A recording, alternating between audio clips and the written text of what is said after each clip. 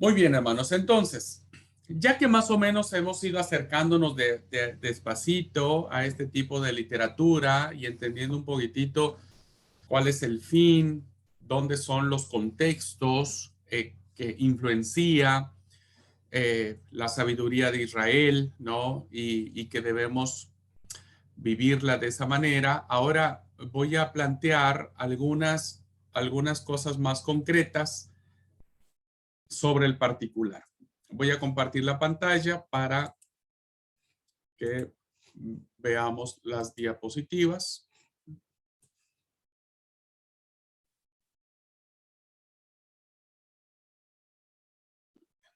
Ah, perdón, yo tenía que hacer algo antes. Perdón. Listo. Bueno, entonces, nosotros nos vamos a concentrar en esta literatura que hemos dicho que es una literatura sumamente interesante, sumamente profunda y que además es muy empática, me parece a mí, porque evidentemente las cosas que se plantean, las circunstancias que se plantean, este, pues tienen que ver también con nuestra cotidianeidad, ¿no? Tiene que ver con nuestra vida, tiene que ver con nuestros propios presupuestos, tiene que ver básicamente con nuestras formas de vivir, de encarar la vida, de encarar la muerte.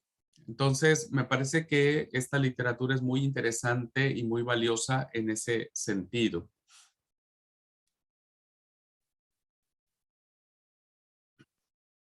Bien, cuando nos referimos a esto, hay tres conceptos fundamentales que tenemos que saber, hermanos, como base para poder plantear todo lo que tiene que ver con este cuerpo poético y sapiencial. Primero, la sabiduría a la que estos escritos hacen referencia es de carácter eminentemente práctico.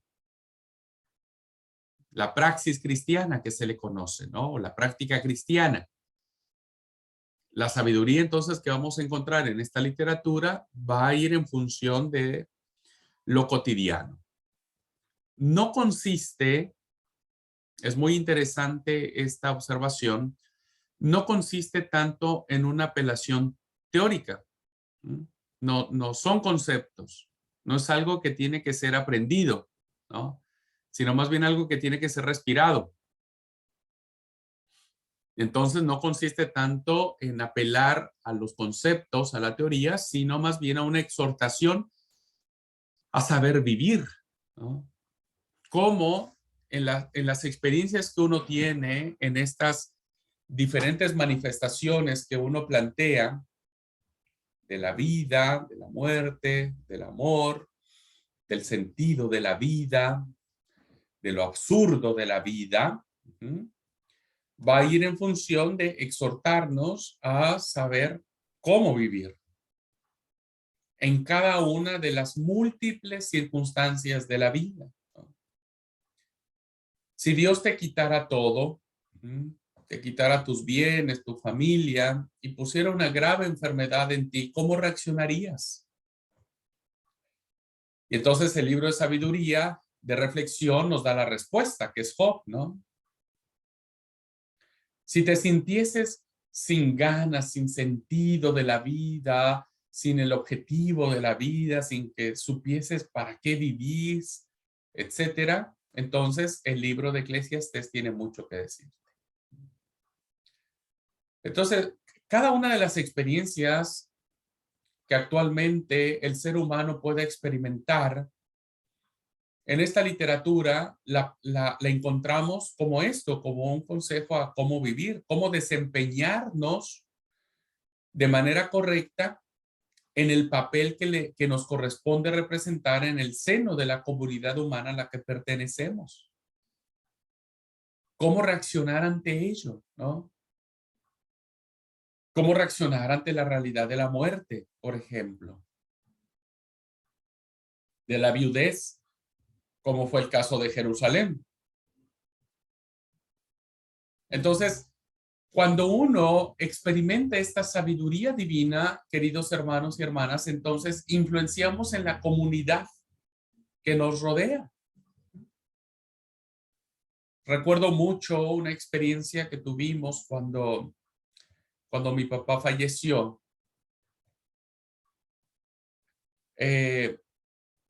Pues hicimos el servicio fúnebre, ¿no? Esa noche vino el sobreveedor del distrito, vino a oficiar en la noche del velorio de papá. En ese tiempo yo era profesor en una escuela, ¿no? Y tenía varios alumnos y mi hermana era la secretaria en la escuela. Hicimos una amistad muy, muy linda que hasta la fecha permanece con una de mis alumnas, ¿no? Con una de mis alumnas hicimos una amistad, más la amistad con mi hermana, se hicieron muy, muy amigas, que hasta la fecha siguen siendo muy amigas. Y bueno, recuerdo que ese día ella nos acompañó al culto. Y recuerdo mucho que ya después de que el servicio había terminado, ¿no? Ella se acerca conmigo y me dice, ¿sabe qué, profesor? Me dice, nunca había sentido tanta paz en un velorio como en ningún otro velorio que como este, me dice. Sentí que había un ambiente de paz, ¿no? Y, y bueno, nosotros sabíamos, nos dolía mucho la muerte de mi papá, pero entendíamos lo que eso significaba, ¿no? Entonces, fíjate cómo la experiencia con la que uno puede enfrentar las situaciones difíciles de la vida en una pérdida por este caso, ¿no? Donde, bueno, la mayoría de velorios, bueno, uno se la pasa o gritando o en profundo dolor y demás. Como este tipo de literatura te plantea a ti, ¿no? La manera correcta de desempeñarte como cristiano en la comunidad de donde sos. Uh-huh. Es muy interesante este tema. Primer punto, entonces, debemos saber que la sabiduría que hacen referencia a los escritos que hemos mencionado tienen que ver con un carácter práctico de saber exhortarnos a cómo vivir en la cotidianidad. Segundo punto. El sabio, hermanos, según la perspectiva bíblica, posee la habilidad, la agudeza, que es muy interesante. En toda reflexión siempre es importante tener una agudeza, una sensibilidad para ver. Lo vimos en el ejemplo del proverbista que dice, yo desde la ventana de mi celosía, es decir, desde mi balcón, pude mirar.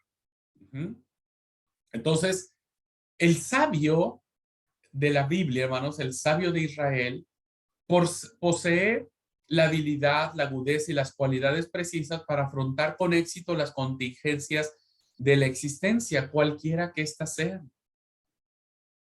Es capaz de enfrentar las tormentas de la vida y salir lo más triunfante que se puede en función, recuerden ustedes, no lo olviden, que el sabio de Israel lo va a interpretar en función de Yahvé, en función de Jehová. Y entonces por eso el libro de Lamentaciones dirá, mi porción es Jehová, por tanto en él esperaré. Versículos antes, en el libro de Lamentaciones, el que endecha, es decir, el que escribe el lamento en el libro de Lamentaciones, había culpado a Dios y le había dicho a Dios, ¿por qué no hiciste algo para que Babilonia no nos destruyera? O sea, el orante culpa a Dios, culpa a Dios y le dice, vos tuviste la culpa de que esto nos pasara porque vos pudiste haber hecho algo para impedirlo y no lo hiciste. Entonces, ustedes van a encontrar este tipo de expresión de enojo que tiene el orante contra Dios, ¿no? Y lo va a culpar. Sin embargo, cuando entra la reflexión, cuando tiene esta agudeza y esta habilidad para enfrentar y entender e interpretar las situaciones de la vida, el orante va a terminar diciendo: por la misericordia de Jehová no hemos sido consumidos, grande es su misericordia, ¿no? Mi alma dice, en él espera. Entonces, la sabiduría, queridos hermanos, es esencialmente un don de Dios. Un don de Dios desarrollado luego por la experiencia y la reflexión. Entonces, en la medida en que el sabio va experimentando, en la medida en que el sabio va enfrentándose a las vicisitudes que la vida le enfrenta, ¿no? Va a desarrollar esto que se le considera el don divino. El sabio no huye de las circunstancias, no desea que las circunstancias no estén en su vida, sino más bien las encara, pero las encara desde la perspectiva de Dios, desde el deseo de Dios para que el sabio aprenda. Entonces, eso mismo, nosotros ahora en las experiencias que tenemos en la vida, algunas más difíciles, algunas más fáciles, ¿no? Que nos lleva a reflexionar y a decir, Señor, sigo creyendo en ti, mi alma dice, por tanto, en él espera, ¿no? Porque mi porción es Jehová. Entonces la sabiduría se convierte en ese don divino que procede de la experiencia. El sabio entonces, hermanos, no será alguien fatuo, alguien insensato, alguien necio, alguien de mecha corta, como decimos acá, sino más bien será alguien que aprenderá a discernir, a interpretar lo que le está pasando en función de su relación con Dios. Y creo que este tipo de literatura nos llama la atención a todos nosotros para que hagamos lo mismo, de cómo vivir. Tercer punto importante. El sabio, hermanos, va a observar la realidad. Un sabio siempre va a desarrollar la capacidad de observar, de mirar. Por eso cuando alguien es necio, cuando alguien vive la vida sin sentido, es porque ha entrado en la vorágine del tiempo, ¿no? En esta rueda incesante que no para jamás. El sabio no, el sabio parará siempre. Por eso dicen que el necio grita y el sabio calla, porque el sabio va a escuchar. Por eso el libro de Proverbios va a hablar mucho en esta dualidad que existe entre el necio y el sabio. Va a hablar mucho sobre eso. Dice el proverbista, más vale encontrar una osa defendiendo a sus osesnos que encontrar a un necio para tratar de explicarle una razón. La verdad que prefiero encontrarme a la osa porque el necio es terriblemente malo. O sea, yo cuando me encuentro una persona necia, abro mi camino, lo rodeo y sigo para adelante. Porque el sabio va a observar la realidad, va a juzgar lo que ve y finalmente lo juzga, lo procesa, lo interpreta y lo va a compartir, que eso fue lo que sucedió o sucedió en el tema de los libros en este tipo de libros sapienciales. Lo va a comunicar a sus discípulos, lo que él mismo aprendió, lo que él experimentó en carne propia, de lo que vivió en su entorno, y entonces los discípulos transmitirán esa enseñanza. Ya miraremos el tema de las autorías de estos libros. Y miraremos que no todos los salmos son de David y no todos los proverbios son de Salomón. Entonces, evidentemente, esta escuela de sabiduría que se desarrolla en el desierto, que se desarrolla en el palacio, que se desarrolla en el templo, ¿no? Va a venir trayéndose a lo largo de la existencia de Israel. Y vamos a mirar, por ejemplo, que el libro, en los proverbios, tardaron muchos años en recopilarse. No se escribieron de un solo tiro, diríamos, un solo jalón. al igual que los salmos. Los salmos tardaron muchos siglos en escribirse y en agruparse. Pero tuvieron que darle la autoría a alguien de renombre en la historia de Israel para que tuviera un respaldo. Entonces, por eso Eclesiastés se le atribuye a Salomón y los proverbios se le atribuyen a Salomón y el Cantar de los Cantares se le atribuye a Salomón. Entonces, es muy interesante, hermanos, ver que todo lo que encontramos en esta literatura será alguien que primero observa, luego juzga lo que ve y finalmente lo comparte. Hay un dicho que nosotros manejamos, que es experiencia colectiva, diríamos, experiencia común, experiencia popular. Tal vez si en este tiempo se escribiera el texto sagrado, tal vez este dicho que les voy a decir estuviera en el texto sagrado, ¿no? Nadie experimenta en cabeza ajena, ¿no? Nadie, eso decimos ahora. ¿Quién dijo eso? Pues alguien que lo vivió. Alguien que supo que a veces tiene uno que darse de golpes en la pared personal o propiamente para poder aprender, para poder crecer. Y a partir de esa experiencia se crea el dicho. Nadie experimenta en cabeza ajena. ¿Ok? Muy bien.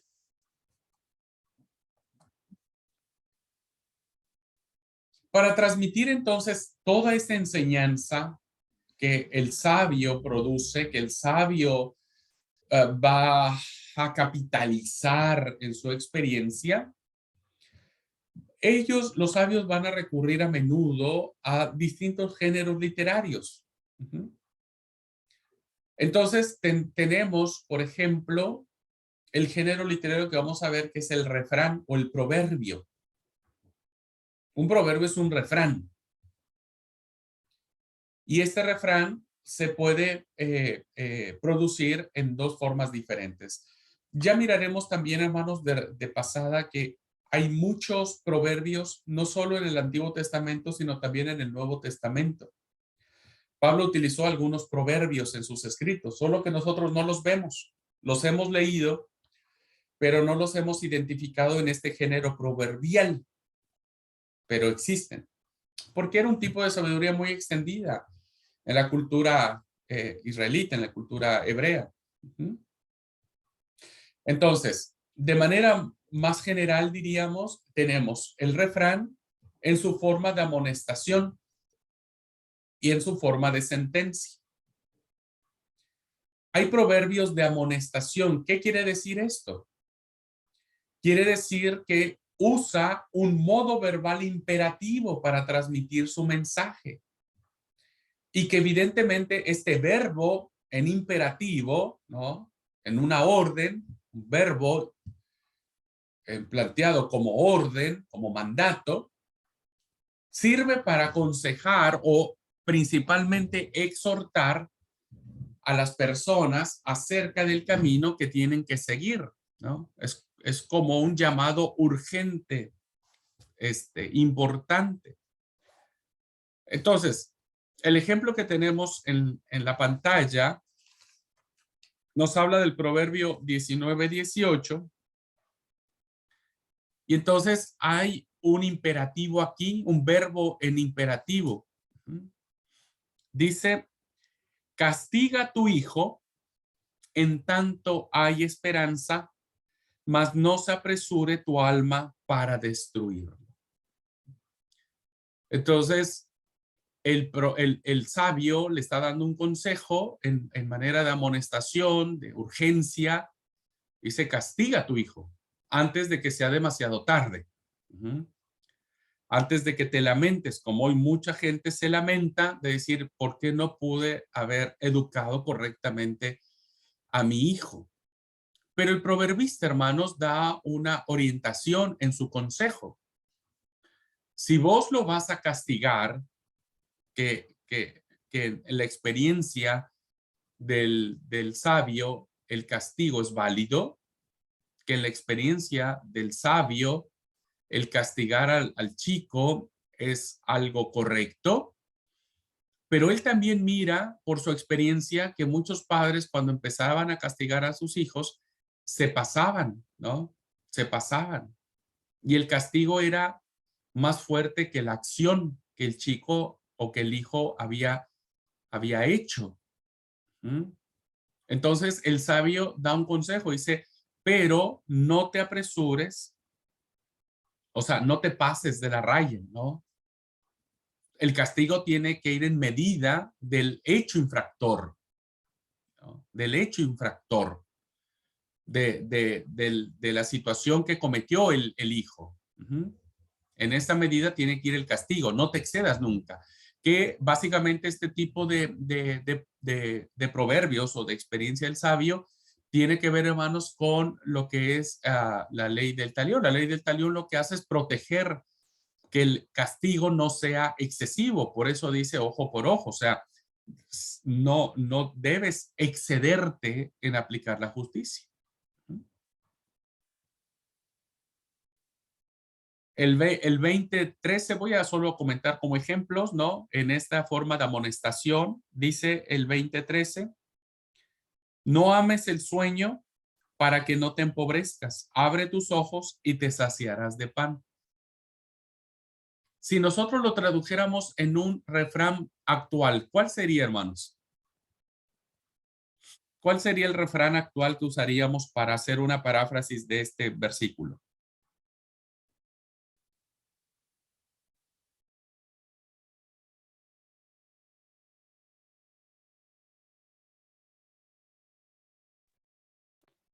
Deja la pereza y ponte a trabajar, así obtendrás tu pan cada día. Sí, sí, pero un refrán actual, ¿cuál sería el refrán actual que nosotros decimos?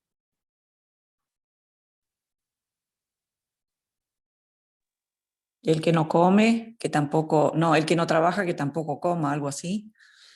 Pero ese es bíblico, eso está en la palabra. No, no, yo digo un refrán nuestro, aquí popular. Podría ser algo como el que madruga, Dios le ayuda. Al que madruga, Dios le ayuda. A ver, alguien escribió aquí en el chat. Karina, no hay mal que por bien no venga. Bueno, está bien. ¿Qué decimos con esto, hermanos? ¿Cómo interpretamos esta experiencia? Pues claro, hermanos, seguro el sabio miraba que un montón de gente se levantaba re tarde, ¿no? Y quería ganar mucho, pero pues no podés. Entonces, por eso dice, no ames el sueño para que te empobrezcas, levántate temprano y vas a tener mucho más tiempo para producir, para plantar, para cosechar, para tener un montón de cosas. ¿Mm? En la casa de herrero, cuchillo de palo. Bueno, eso no sé si se aplica mucho en este texto, pero fíjense, son refranes populares que vienen por la experiencia. Uh-huh. Por la experiencia. Solo que esos refranes no van en función, a diferencia de los refranes bíblicos, de interpretarlos en función de Dios. Bien, la segunda forma del proverbio es la sentencia. Es muy común esto. Cuando veamos la clase de proverbios, vamos a entender todo esto, las sentencias. La síntesis, la antítesis que manejan estos proverbios. Bueno, esta segunda forma consiste en la breve descripción objetiva de una realidad comprobable, de un hecho sobre el cual no se hace un pronunciamiento moral, solamente hay una descripción de la situación y cada uno tiene que evaluar si está bien o está mal. Esto es muy interesante, ¿ok? Ya que estamos en los proverbios, bueno, vamos a leer el proverbio 10:12.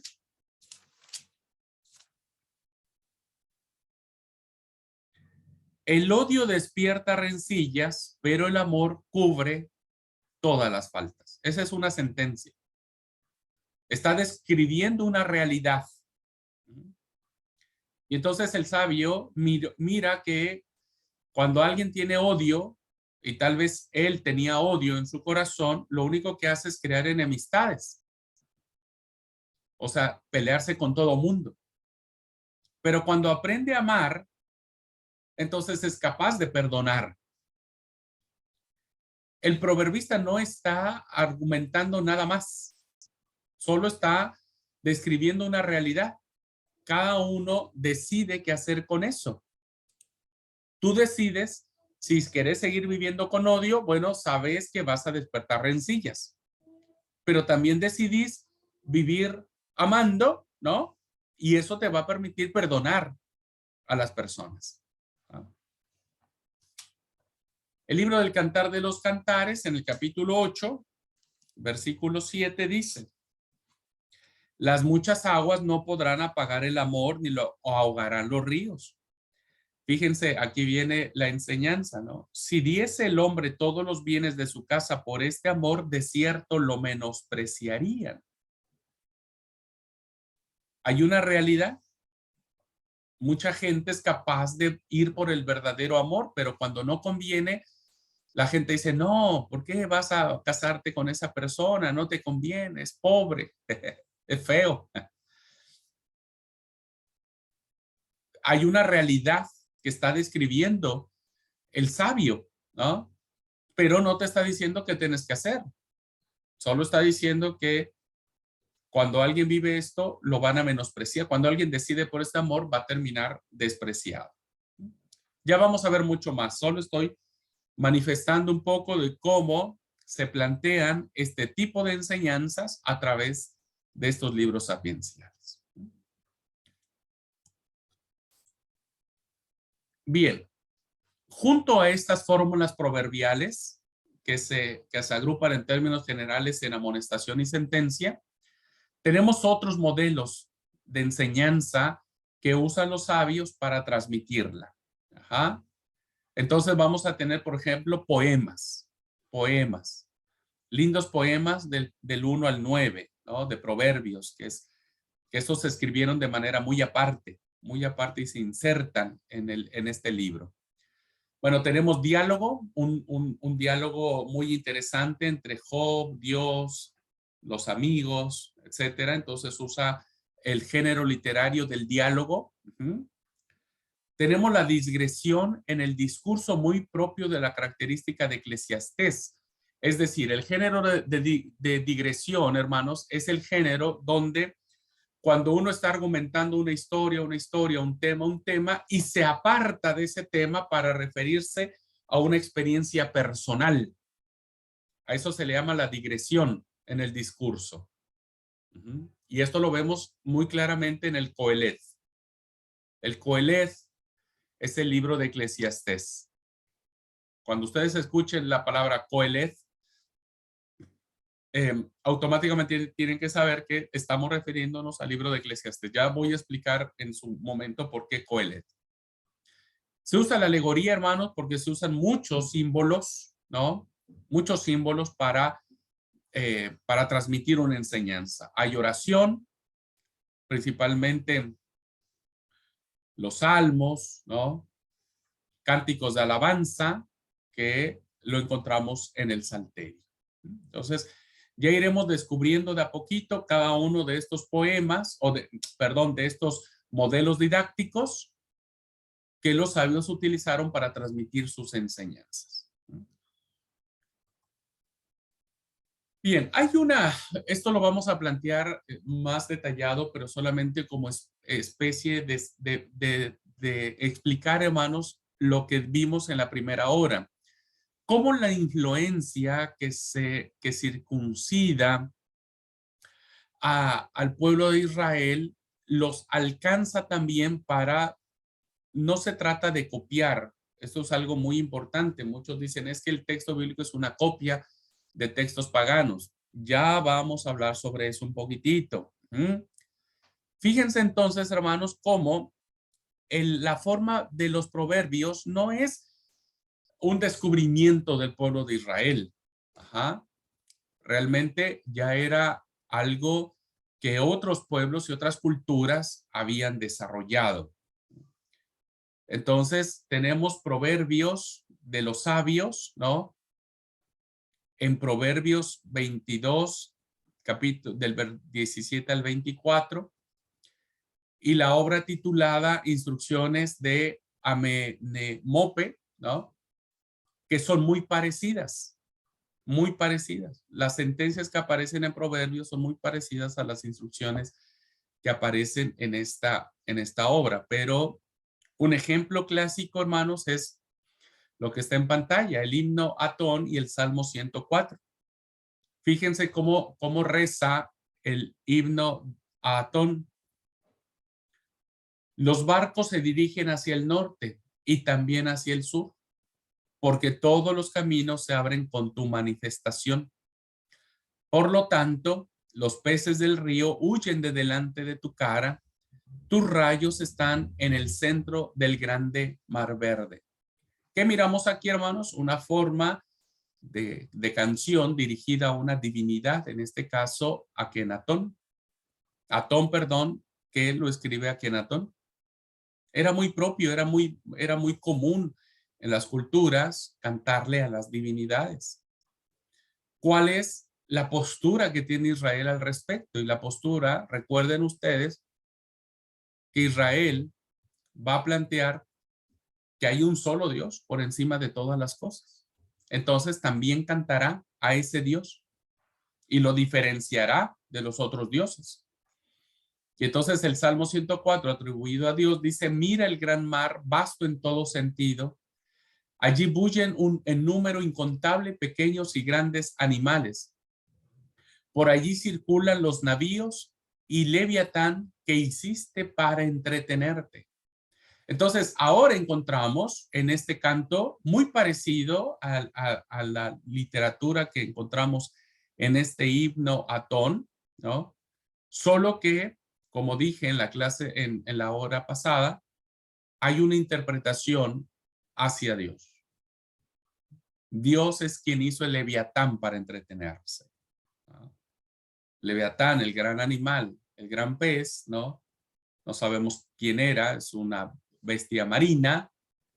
Bueno, ese que representaba lo más grande, lo más tenebroso, lo más poderoso, en las manos de Dios es un juguete de entretenimiento. ¿Por qué? Porque el sabio lo que va a hacer es enaltecer todo lo que sucede en la vida de las personas, pero lo va a hacer en función de decir, no es Atón, es Dios. Pero fíjense cómo hay un cierto paralelismo en cuanto a las frases, en cuanto a las ideas, solamente que el fin es totalmente diferente.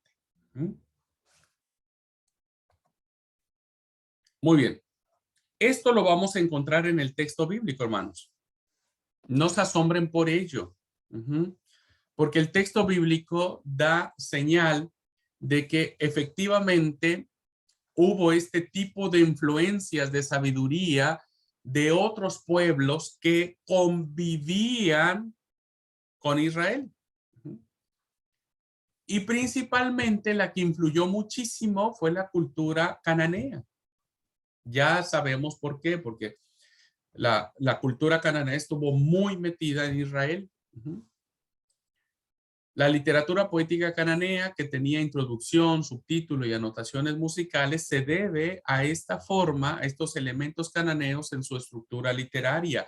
Ya ellos empleaban estas formas. Ya miraremos algunos ejemplos. Pero también encontramos, hermanos, que en los textos hebreos existen ciertos elogios o ciertas referencias o ciertas anotaciones acerca de las tradiciones poéticas que existían en el antiguo Medio Oriente, de esas culturas de las que yo les hablé en la clase pasada, ¿no? Entonces, fíjense cómo Primera de Reyes, capítulo 4, versículo 30, dice de la siguiente manera.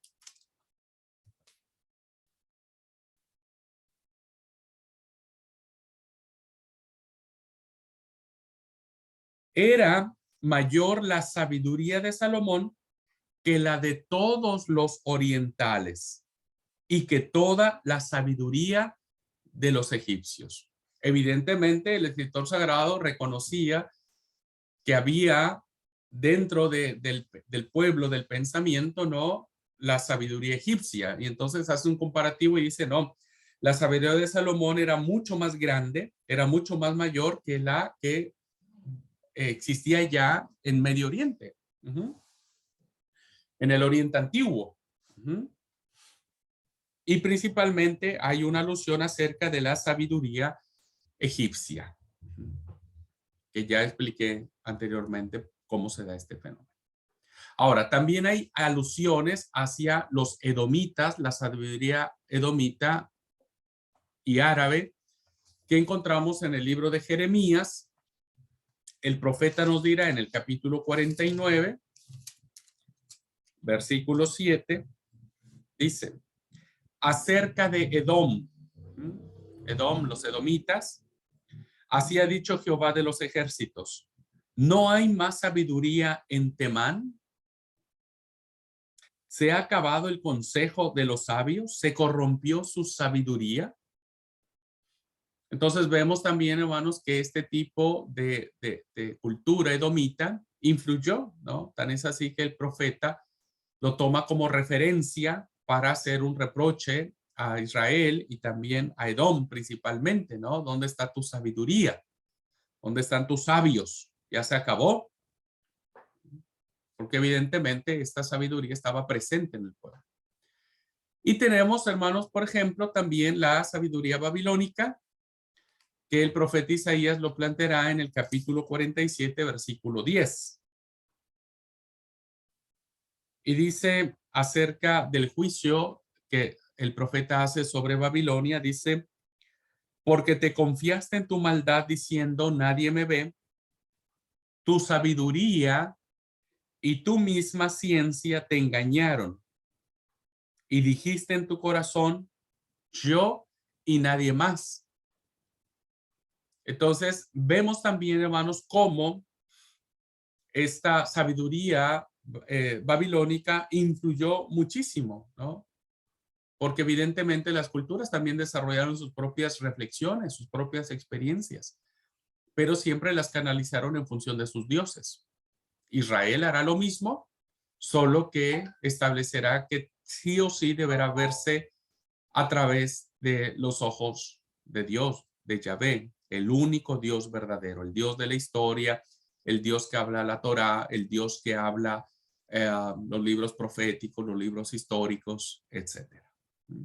Entonces vemos claramente los influjos o influencias que tuvieron estas culturas en el texto sagrado. Luego tenemos en la literatura sapiencial del Antiguo Oriente un gran interés por los siguientes temas. Ya los hemos planteado, que es el significado de la vida. El Coelet nos hablará mucho sobre eso, el misterio de la vida y la muerte.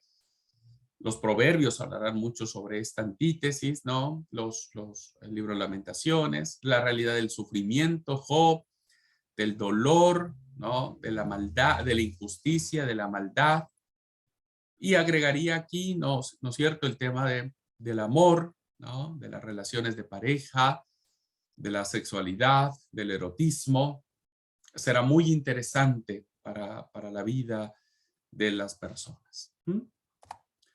Entonces, termino solamente la clase diciéndoles, hermanos, más o menos esta es la clasificación que nosotros encontramos de los libros, diferenciándolos en poéticos y sapienciales, aun cuando, hermanos, hay en los libros sapienciales poemas y en los libros poéticos sabiduría, pero en una división muy general, diríamos que los libros líricos o poéticos son los salmos, el cantar de los cantares y lamentaciones.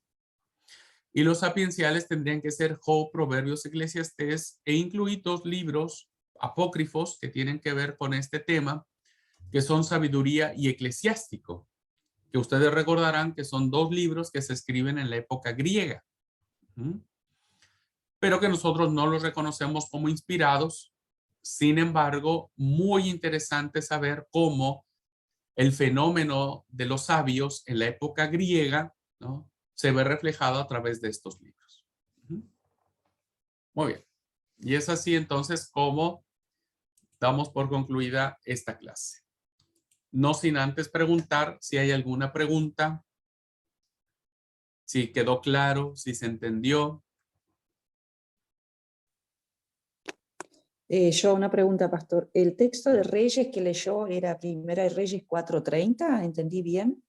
Sí, Pero está mal ese texto porque no tiene 4:30. Ah, caray. Oh, mira. Primera de Reyes 4. Sí, Liti, al menos en mi Biblia tiene. No sé cuál tengas. A lo mejor estás viendo Segunda de Reyes, Liti. No, estoy en Primera de Reyes, pero tengo la Biblia, busqué la Biblia Dios habla hoy. No Ah, pero tiene tiene que solamente lo estar. que es el 4, tiene hasta Ajá. el 19. Y ya empieza el 5, Ah, que me caray. llama la atención. Ahí me mataste. Ahora voy a... eh, Yo tengo sí, acá también la Biblia Dios habla hoy. Para. Vamos, mira. estoy en Primera de Reyes 4 y tiene solamente 19 versículos. Y bueno, y si es 4:30, No, pero yo también tengo Dios habla hoy, Liti, y sí está. Yo creo que alguien te robó esa página. ah, será parte Porque del mira, sí 5. tengo Primera de Reyes 4:30, en Dios habla hoy, dice, hasta el punto de que la sabiduría de Salomón sobrepasó la de los egipcios y los orientales. Sí, no. Sí, yo Voy a también ver. tengo 4:30. ¿Vos también tenés 4:30? Sí, Voy a sí. verificar en la otra A ver, Biblia. Liti, si querés abrir tu cámara y mostrarme tu Biblia. Ahí va. Ay, pero no sé si va a haber.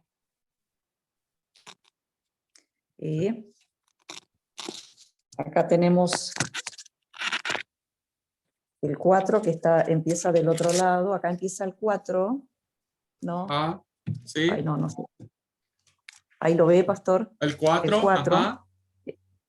Estamos en Primera de Reyes, acá se ve. Sí, ok. Bueno, y doy vuelta a la hoja y acá ya está el 5. Y solamente tengo hasta el versículo 19, así que me llama la atención. No es la Biblia que uso, encontré una Biblia de estudio y bueno, la estoy hojeando y me llamó la atención, qué raro, ¿no? Pero qué raro, che. Porque yo tengo Sí, Dios raro, habla raro. hoy también. Claro, y acá le muestro, bueno, la versión es, ahí está, Dios habla hoy. Sí, yo tengo una Dios habla hoy y también tiene hasta el verso 34. Es esta. Tal vez vino fallada esta Biblia. Y puede ser, Liti, puede ser. Pero no, sí, la Está cita raro es. porque enseguida ya tiene el capítulo 5, entonces Sí, está corta raro. ahí. Si le falta Está el una hoja 5. puede ser, pero si ya está editada con el capítulo 5, Fíjate, Liti, si extraño. es una No, Biblia pero de estudio, fíjate si hay una anotación al margen, abajo, si hay o alguna bueno, anotación del por qué no aparecen esos versículos. claro. Y el comentario está hasta el 4:20 nada más, después ya salta al 5.